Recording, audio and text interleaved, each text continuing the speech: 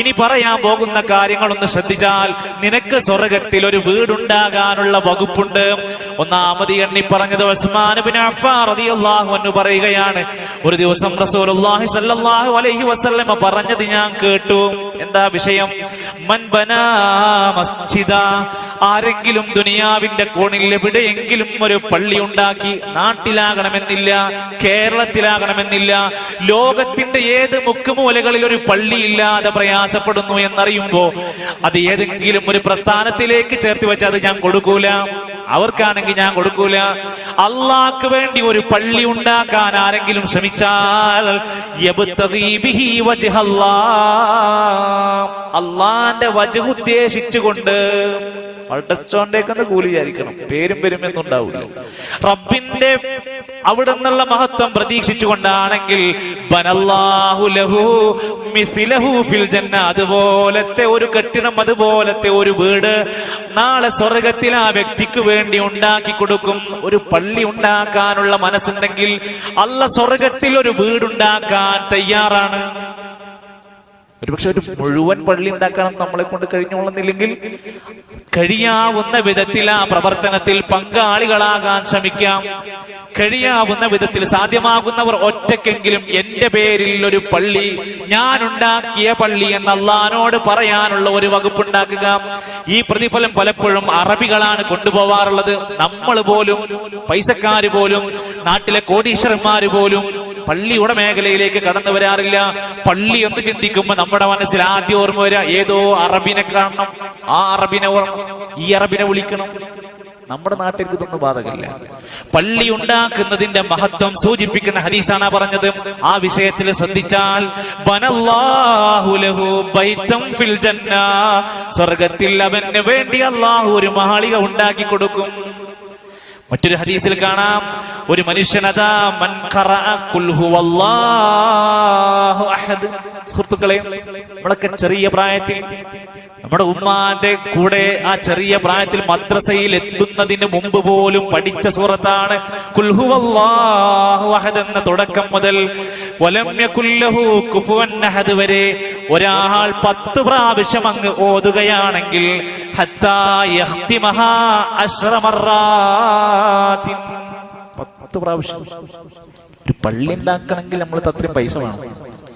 10 പ്രാവശ്യം ഖുൽ ഹുവല്ലാഹു അഹദ് പാരായണം ചെയ്യാൻ ഒരാൾ ശ്രമിച്ചാൽ ബനല്ലാഹു ലഹു ഖസ്റൻ ഫിൽ ജന്ന, അവന് വേണ്ടി അല്ലാഹു ഒരു കൊട്ടാരം പണിതു കൊടുക്കും.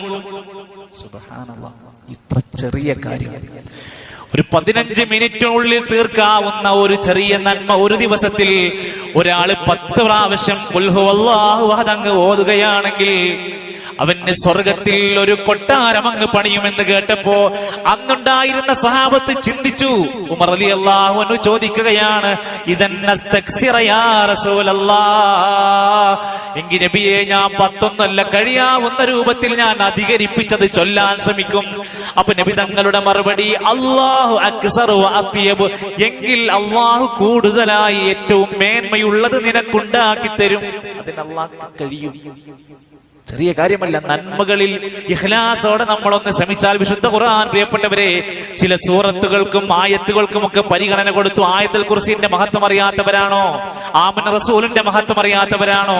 ഖുൽ ഹുവല്ലാഹു അഹദിനെ പറ്റി പരിചയമില്ലാഞ്ഞിട്ടാണോ? അല്ല, നമ്മുടെ അശ്രദ്ധ, നമ്മുടെ തിരക്കുകൾ, നമ്മുടെ മൊബൈൽ ഫോണുകൾ, നമ്മുടെ തമാശകൾ, ഇതൊക്കെ നമ്മളെ ഇബാദത്ത് എടുക്കുന്ന വിഷയത്തിൽ എന്തൊക്കെയോ തിരക്കാക്കി മാറ്റുകയാണ്. നഷ്ടപ്പെടുന്നത് വലിയ വലിയ പ്രതിഫലങ്ങളാണ്, ചെറിയ ചെറിയ നന്മകൾ കൊണ്ടുപോലും. മറ്റൊരു ഹദീസിൽ കാണാം, ഒരു മനുഷ്യന്റെ ജീവിതത്തിലെ ഏറ്റവും വിഷമം പിടിച്ച ഘട്ടത്തിൽ പോലും അയാള് അല്ലാഹുവിനെ സ്തുതിച്ച് ഈ ഹംദും ഇസ്തിർജാഉം നടത്തിയാൽ, ഹദീസ് പറഞ്ഞത് ഒരു മനുഷ്യൻ അയാളുടെ ചെറിയ കുട്ടിനെ അള്ളാഹു പിടിച്ചു, അള്ളാഹു റൂഹ് പിടിച്ചു. വീട്ടിലൊക്കെ മക്കളൊക്കെ ഉണ്ട്, നമുക്കറിയാം എത്ര കൗതുകത്തോടെയാണ്, എത്ര സ്നേഹത്തോടെയാണ് നമ്മുടെ മക്കൾ വളർത്തുന്നത്. കളിച്ചുകൊണ്ടിരിക്കുന്ന നമ്മുടെ കുട്ടി നമ്മുടെ കയ്യിൽ നിന്ന് മരണപ്പെട്ടു എന്ന് പറയുമ്പോൾ എത്രമാത്രം നമുക്കത് ഉൾക്കൊള്ളാൻ പറ്റും പ്രിയപ്പെട്ടവരെ. അങ്ങനെ ജീവിതത്തിലേക്ക് അള്ളാഹു തന്ന ഒരു സന്തോഷത്തെ നമ്മുടെ മുമ്പിൽ വെച്ചുകൊണ്ട് റബ്ബങ്ങ് പിടിച്ചു കളഞ്ഞാൽ ഇദാ മാത വലദുൽ അബ്ദി ഖാലല്ലാഹു ലിമലായികതിഹി ഖബൽതും വലദ അബ്ദി. മലക്കുകൾ ചോദിക്കും, എന്റെ അടിമയുടെ കരളിനെയാണല്ലോ നിങ്ങൾ റൂഹ് പിടിച്ചത്? അവര് പറയും, അതേ അല്ലാഹ്. അപ്പൊ ചോദിച്ചു, എന്താണ് ആ അടിമ ആ സന്ദർഭത്തിൽ പറഞ്ഞത്? തന്റെ ജീവിതത്തിലെ പ്രിയപ്പെട്ടതിനെ പിടിച്ചു കൊണ്ടുപോയപ്പോ ആ രക്ഷിതാവാകുന്ന കുടുംബനാഥനാകുന്ന ഉമ്മയാകട്ടെ വാപ്പയാകട്ടെ എന്താണ് അവര് പറഞ്ഞത്? ഫയഖൂൽ, മലായികത്തുകൾ പറയുകയാണ് ഹമിദക വസ്തർജഅ. അയാൾ അൽഹംദുലില്ലാ പറഞ്ഞു, ഇന്നാ ലില്ലാഹി വ ഇന്നാ ഇലൈഹി റാജിഊൻ എന്ന് പറഞ്ഞു. കഴിയണം. വല്ലാത്തൊരവസ്ഥയാണത്. വിഷമത്തോടെ പല ആളുകളും മാനസികമായി തളരാൻ സാധ്യതയുള്ള വിഷയമാണ്. അത് അള്ളാന്റെ പരീക്ഷണമാണെന്ന് ഉൾക്കൊള്ളാൻ സമയം പിടിക്കുന്ന ആളുകളുണ്ട്. എന്നാൽ ആ വിഷയത്തിലും അള്ളാനെ സ്തുതിച്ച് അള്ളാഹുവിന്റെ പരീക്ഷണമാണെന്ന് അംഗീകരിച്ച് ഇസ്തിർജാ നടത്തി കഴിഞ്ഞാൽ അള്ളാഹ് മലക്കുകളോട് പറയുന്നത് ഇതാണ്. അതവൻ പറഞ്ഞുവെങ്കിൽ ഇബ്നൂ ലി അബ്ദീ ബൈതം ഫിൽ ജന്ന, മലക്കുകളെ നിങ്ങൾ എന്റെ അടിമക്ക് വേണ്ടി സ്വർഗത്തിൽ ഒരു വീടുണ്ടാക്കി കൊടുക്കണം. വല്ലാത്തൊരു നേട്ടാണ്. ദുനിയാവിൽ നിന്നാണ് ഒരു ചെറിയ കുട്ടിനെ കൊണ്ടുപോയതെങ്കിൽ പരലോകത്ത് സ്വർഗത്തിൽ ഒരു വീടുണ്ടാക്കി കൊടുക്കണം. വസമ്മു, ആ വീടിനൊരു പേരിടണം. ബൈത്തൽ ഹംദ്, ഹംദിന്റെ വീട് എന്ന് പേരിട്ടുള്ളൂ. അല്ലാഹു സുബ്ഹാനഹു വ തആലയാണ് വിശുദ്ധമായ ഈ വഹയിന്റെ അടിസ്ഥാനത്തിൽ പ്രവാചകരിലൂടെ നമ്മളത് മനസ്സിലാക്കുകയാണ്. ധാരാളം നന്മകളെ കുറിച്ച് പഠിപ്പിക്കുകയാണ്. നമുക്ക് പരിചയമുള്ള നമുക്കറിയാവുന്ന കാര്യങ്ങളാണ്. എങ്കിലും ഒരു ഓർമ്മപ്പെടുത്തൽ, അങ്ങാടിയിലേക്ക് പോകുന്നവരാണ് നമ്മളൊക്കെ, അങ്ങാടിയിൽ ഇറങ്ങുന്നവരാണ്. ഒരു പക്ഷേ നല്ല ഒരു സമയം അങ്ങാടിയിൽ ചെലവഴിക്കുന്നവരാണ്. സ്വാഭാവികമായും അങ്ങാടിയിലേക്ക് പോകുന്ന ആളുകളിൽ ദിക്ർ ചൊല്ലാനോ അള്ളാഹനെ സ്തുതിക്കാനോ റബ്ബിനെ കുറിച്ച് ഓർക്കാനോ ഒന്നിനും ഒരു മനസ്സില്ലാത്ത ഒരു പ്രത്യേക അന്തരീക്ഷമായിരിക്കും അങ്ങാടിയിൽ. എന്നാൽ അയാൾ അങ്ങാടിയിലേക്ക് അങ്ങ് എത്തിയപ്പോ ലാ ഇലാഹ ഇല്ലല്ലാഹു വഹ്ദഹു ലാ ശരീക ലഹ്, നമ്മളൊക്കെ എല്ലാ ദിവസവും പോണ ആൾക്കാരാട്ടോ, നമ്മളൊന്ന് ശ്രദ്ധിച്ചോളി. ലാ ഇലാഹ ഇല്ലല്ലാഹു വഹ്ദഹു ലാ ശരീക ലഹ് ലഹുൽ മുൽക്കു വലഹുൽ ഹംദ് യുഹീ വയുമീത് വഹുവ ഹയ്യുൻ ലാ യമൂത് ബിയദിഹിൽ ഖൈർ വഹുവ അലാ കുല്ലി ഷൈഇൻ ഖദീർ. പരിചയമില്ലാത്ത വാക്കുകളൊന്നുമല്ല. അള്ളാഹുവിനെ അംഗീകരിച്ചവന്റെ തൗഹീദ് അംഗീകരിച്ച് അവൻ എന്നെന്നും ജീവിച്ചിരിക്കുന്നവനാണ്. അവനിലേക്കാണ് നമ്മുടെ മടക്കം.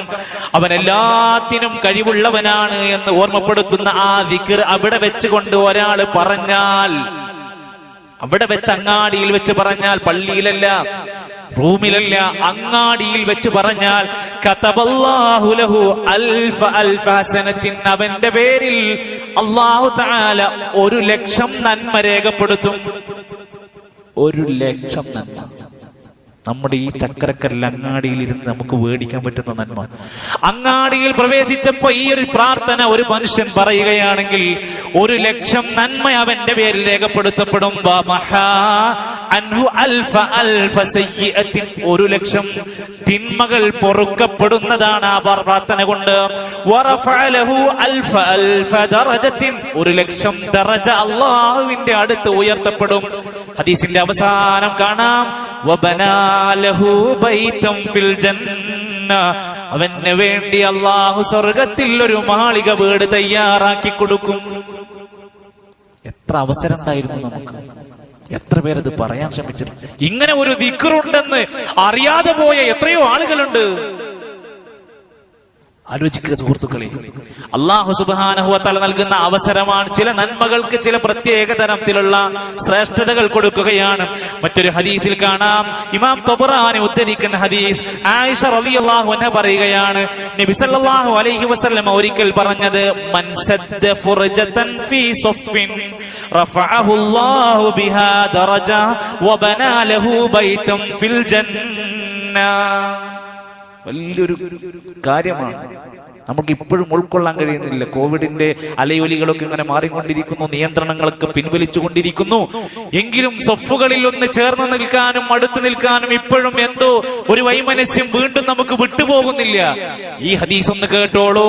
മൻ സദ്ദ ഫുർജതൻ ഫീ സൊഫിൻ, ഒരു സൊഫ് ഇങ്ങനെ നിൽക്കുന്ന സമയത്ത് അതിന്റെ ഇടയിൽ ഒരു വിടവ് കണ്ടു, ഒട്ടി നിൽക്കാൻ ഒരു വിടവ് കണ്ടു. വിട്ടു നിൽക്കേണ്ടുന്ന സാഹചര്യത്തിൽ നിന്ന് മാറി നമ്മൾ ഇപ്പോൾ ഒട്ടി നിൽക്കേണ്ടുന്ന ഘട്ടത്തിലാണ്. അടുത്ത് നിൽക്കാൻ നമസ്കാരത്തിന്റെ കാലുകളാണ് അടുക്കുന്നത്. അങ്ങനെ ചേർന്ന് വന്ന കാലുകൾ ചേർത്ത് നിൽക്കുന്ന അടുത്ത് വിടവുണ്ടെങ്കിൽ ആരെങ്കിലും ആ വിടവ് അവൻ അകറ്റിയാൽ, അത് ചേർന്ന് അങ്ങോട്ട് ഒത്തങ്ങോട്ട് നിന്നാൽ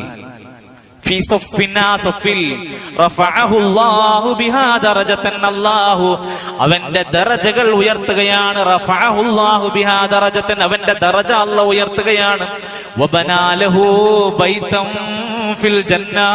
നാളെ സ്വർഗത്തിൽ അല്ലാഹുവിന്റെ താമസ സ്ഥലത്ത്, അല്ലാഹുവിന്റെ വിശിഷ്ട ഭവനങ്ങളുള്ള സ്ഥലത്ത്, അവിടെ യഥാ സ്വർഗത്തിൽ അവൻ ഒരു വീട് വെച്ചു കൊടുക്കുകയാണ്.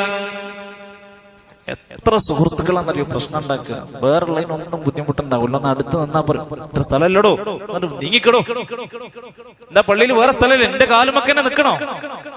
ചില വിവരദോഷികളും അന്തംഗമ്മികളും കൂടി എത്ര പറഞ്ഞു കൊടുത്താലും ഇത് മനസ്സിലാകുന്നില്ല. സ്ഥലമില്ലാഞ്ഞിട്ടല്ല, സൗകര്യമില്ലാഞ്ഞിട്ടല്ല. ആ വിടവുകൾ ശൈത്താനിന് കേറാനുള്ള സ്ഥലമാണ്. നമ്മുടെ നമസ്കാരത്തിനെ ബാത്തിലാക്കാനുള്ള പണി ചെയ്യുന്ന അവസ്ഥയുണ്ടാകും. അതുകൊണ്ട് ആ വിടവുകൾ കാണുമ്പോ പരമാവധി അകറ്റാൻ, അത് വിടവില്ലാതിരിക്കാൻ വേണ്ടി എത്രയാണ് നബിതങ്ങളും സഹാബത്തൊക്കെ ഇമാമ് നിൽക്കുമ്പോ ഇടക്കിടക്ക് പറയും, സഫ്ഫൂ സുഫൂഫക്കും, സഫ്ഫ് ശരിയാക്കണം, വഅ്തദിലൂ നിങ്ങൾ നേരെയാക്കണം, തറാസൗ നിങ്ങൾ ഗ്യാപ്പുകളില്ലാതെ നിൽക്കണം. എത്ര നിർദ്ദേശം കാണാൻ സാധിക്കും. ആ കാര്യത്തിൽ നമ്മുടെ ഒരു ശ്രദ്ധയും ഉണ്ടാവട്ടെ. അത് വലിയ പുണ്യമായി സ്വർഗത്തിൽ ഒരു വീട് കിട്ടുന്ന കാര്യമായി പറഞ്ഞു. മറ്റൊരു കാര്യം കാണാൻ സാധിക്കുന്നു. ഉമ്മു ഹബീബ സൗജിൻ നബി സല്ലല്ലാഹു അലൈഹി വസല്ലം, നബിന്റെ ഭാര്യയായിരുന്ന ഉമ്മു ഹബീബ ബീവി റളിയല്ലാഹു അൻഹ പറയാം, നബിന്റെ കൂടെ രാപ്പകലുകളിൽ ജീവിച്ച്, നബിന്റെ മജ്ലിസുകളിൽ ഇരുന്ന്, നബിന്റെ കുടുംബജീവിതം പങ്കുവച്ച, നബിന്റെ ജീവിതത്തിന്റെ പത്നിമാരായി ഭാര്യമായി വന്ന നമ്മുടെ ഉമ്മമാർ റളിയല്ലാഹു അൻഹും അജ്മഈൻ, അവരിൽപ്പെട്ട ഉമ്മു ഹബീബ ബീവി പറയാ, ഞാൻ ഒരിക്കൽ റസൂലുള്ളാഹി സ്വല്ലല്ലാഹു അലൈഹി വസല്ലം പറഞ്ഞത് കേട്ടു. എന്താ പറഞ്ഞത്? മാ മിൻ അബ്ദിൻ മുസ്ലിമിൻ, ഒരു മുസ്ലിമായ അടിമ, യുസല്ലി ലികുല്ലി യൗമിൻ 16 റക്അതൻ തതവ്വുഅൻ ഗൈറ ഫരീള, ഫർള് നമസ്കാരത്തിന് പുറമെയുള്ള പ്രധാനപ്പെട്ട 12 റക്അത്ത് റവാത്തിബ് സുന്നത്ത് നമസ്കരിച്ചാൽ, 5 നേരത്തെ ഫർള് നമസ്കരിക്കുന്നതിന്റെ മഹത്വം ആരും ബോധ്യപ്പെടുത്തണ്ട. ഇവിടെ ഹദീസിൽ പറഞ്ഞത് സുന്നത്ത് നിസ്കാരത്തിന്റെ കാര്യമാണ്. നമ്മൾ സുന്നത്ത് എന്ന് കേൾക്കുമ്പോൾ നമ്മൾ എന്താ പറയാന്നറിയോ? അതൊരു സുന്നത്തല്ലേ, നിർബന്ധമൊന്നുമല്ലല്ലോ, അത് ചെയ്താ കൂലിണ്ട്, ചെയ്തില്ലെങ്കിൽ പ്രശ്നമൊന്നുമില്ല എന്നാ നമ്മൾ മനസ്സിലാക്കിയത്. എന്നാൽ ഈ ഹദീസ് അങ്ങ് പറഞ്ഞു കൊടുത്തു, ഒരു അടിമ തന്റെ ജീവിതത്തിൽ ഫർള് നമസ്കാരത്തിന് പുറമെ ആ 12 റക്അത്ത് സുന്നത്തായ റവാത്തിബ് നമസ്കാരങ്ങൾ നിർവഹിച്ചാൽ, ഇല്ലാ ബനല്ലാഹു ലഹു ബൈതൻ ഫിൽ ജന്ന, ആ കാരണം കൊണ്ട് ആ വ്യക്തിക്ക് അല്ലാഹു സ്വർഗത്തിൽ ഒരു വീടുണ്ടാക്കി കൊടുക്കും. ചെറിയ കാര്യമല്ല, സുന്നത്തസ്കാരാണ്, പക്ഷെ അതിന്റെ പ്രതിഫലം നോക്കൂ നിങ്ങൾ. ആ കാരണം കൊണ്ട് സ്വർഗത്തിൽ അവന് വീടുണ്ടാക്കി കൊടുക്കും. ഈ ഹദീസ് അങ്ങ് കേട്ടപ്പോ നമുക്ക് പ്രത്യേകിച്ച് എന്തെങ്കിലും ഒന്നോ ഇല്ല.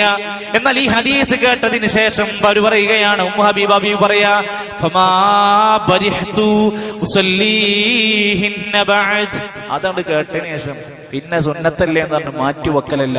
ഞങ്ങൾ ആ 12 റക്അത്തിന്റെ റവാത്തിബുകൾ പിന്നെ ഉപേക്ഷിക്കാറില്ല. ഈ ഹദീസ് കേട്ടപ്പോൾ വഖാല അംർ റളിയല്ലാഹു അൻഹു പറഞ്ഞു, മാ ബരിഹ്തു ഉസല്ലീഹിന്ന ബഅദ്, ഞാൻ ഒഴിവാക്കിയിട്ടില്ല. വഖാല നുഅമാൻ റളിയല്ലാഹു അൻഹു, സഹാബിയായ നുഅമാൻ റളിയല്ലാഹു അൻഹു പറഞ്ഞു, ഞാൻ ഒഴിവാക്കിയിട്ടില്ല. സഹാബ വനിതയായ ഉമ്മു സലമ റളിയല്ലാഹു അൻഹ പറഞ്ഞു, ഫമാ തറക്തു മുൻദു സമിഅതുഹുന്ന, അതങ്ങ് കേട്ടതിന് ശേഷം പിന്നെ ഞാൻ ആ സുന്നത്ത് നിസ്കാരങ്ങൾ ഒഴിവാക്കിയിട്ടില്ല. സുഹൃത്തുക്കളെ, നമ്മൾ എത്ര പേർ ശ്രദ്ധിക്കാറുണ്ട്? സുന്നത്തല്ലേ എന്ന് പറഞ്ഞ് മാറ്റിവെക്കണത് എന്താണ്? ഇത്രക്ക് ശ്രേഷ്ഠമായ ആ റവാത്തിബ് സുന്നത്ത് നമസ്കാരങ്ങൾ അത് വീട്ടിൽ വെച്ചാകുന്നത് മഹത്തരമാണ്. ഫർള് നമസ്കാരം കഴിഞ്ഞ് മറ്റെവിടേക്കും പോകാനില്ല, നേരെ വീട്ടിലാണ് പോകുന്നതെങ്കിൽ ആ നമസ്കാരങ്ങൾ വീട്ടിൽ വെച്ചാകുമ്പോൾ അവിടെയുള്ള ശൈത്വാനിന്റെ ശല്യം കുറക്കുവാനും അവിടെ ഇബാദത്തുകൾ കൊണ്ട് സജ്ജമാക്കാനും പറ്റുമെന്ന് ഹദീസുകളിൽ കാണാൻ സാധിക്കും. ആ കാര്യം കൂടെ നമ്മൾ ശ്രദ്ധിക്കുക, നമസ്കാരത്തിൽ ശ്രദ്ധയുണ്ടാക്കുക. അവസാനിപ്പിക്കുന്നതിന് മുമ്പായി ഒരു കാര്യം കൂടെ പറയുകയാണ്. ചിലപ്പോൾ നമ്മളൊക്കെ വിചാരിക്കും ഒരു തമാശയാണെന്ന് വിചാരിക്കും, ചിലപ്പോൾ വിചാരിക്കുമ്പോൾ നിസ്സാരമെന്ന് വിചാരിക്കുന്ന കാര്യങ്ങൾ പോലും റസൂലുള്ളാഹി സ്വല്ലല്ലാഹു അലൈഹി വസല്ലം പഠിപ്പിക്കുകയാണ്. അബൂ ഉമാമ റളിയല്ലാഹു അൻഹു ഖാല റസൂലുള്ളാഹി സ്വല്ലല്ലാഹു അലൈഹി വസല്ലം അന സഈമുൻ ബിബൈത്തിൻ ഫീ റബദിൽ ജന്ന. സ്വർഗ്ഗത്തിന്റെ ഓരത്ത് ഞാൻ അവർക്കൊരു വീട് വാഗ്ദാനം ചെയ്യുന്നു. റസൂലുള്ളാഹി സ്വല്ലല്ലാഹു അലൈഹി വസല്ലം പറയാം, സ്വർഗ്ഗത്തിന്റെ ഓരത്ത് ചാരത്ത് ഞാൻ അവർക്കൊരു വീട് വാഗ്ദാനം ചെയ്യുന്നു. ആർക്കാണ്? ലിമൻ തറക്കൽ മിറ, തർക്കം ഉപേക്ഷിക്കുന്ന വ്യക്തിക്ക്.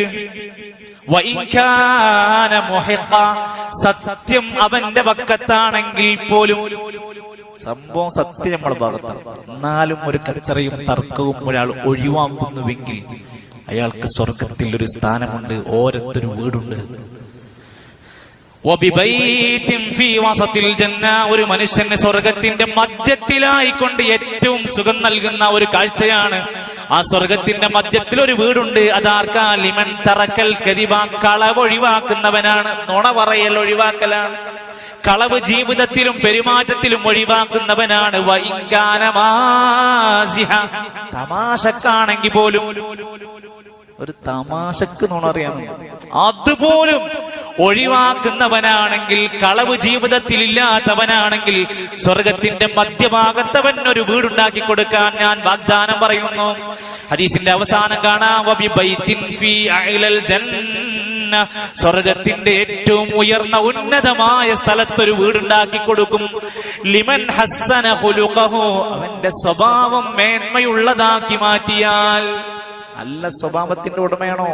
പരലോകത്ത് അല്ലാഹുവിന്റെ സ്വർഗത്തിന്റെ ഉന്നതമായ ദർജകളിൽ ഒരു വീടുണ്ടെന്ന് ഞാൻ അവർക്ക് വാഗ്ദാനം തരാമെന്ന് റസൂലുള്ളാഹി സ്വല്ലല്ലാഹു അലൈഹി വസല്ലം ജീവിതത്തിൽ ഒരിക്കൽ പോലും കളവ് പറയാത്ത, വഹീന്റെ അടിസ്ഥാനത്തിൽ മാത്രം സംസാരിച്ച റസൂലുള്ളാഹി സ്വല്ലല്ലാഹു അലൈഹി വസല്ലമിന്റെ ജീവിതത്തിലെ ഈ നിർദ്ദേശങ്ങളെ ഒന്ന് ശ്രമിക്കൂ സുഹൃത്തുക്കളെ. ഏതൊക്കെ രംഗത്ത് നമുക്ക് എത്തിപ്പെടാൻ സാധിക്കും, ഏതെല്ലാം കാര്യങ്ങൾ നിസ്സാരമായി നമുക്ക് ചെയ്യാൻ പറ്റാവുന്ന ഈ നന്മകൾ നമ്മുടെ ജീവിതത്തിൽ പകർത്തിയാൽ നേട്ടം ഈ ദുനിയാവിലെ ആളുകളുടെ ഏതെങ്കിലും ഭംഗി വാക്കുകളെക്കാൾ വലുത് അല്ലാഹുവിന്റെ സ്വർഗത്തിന്റെ ഉന്നതങ്ങളായ ഏറ്റവും സുഖകരമായ ആ ലോകം. അവിടെയാണ് മനുഷ്യ നിന്റെ സമ്പൂർണമായ ജീവിതം.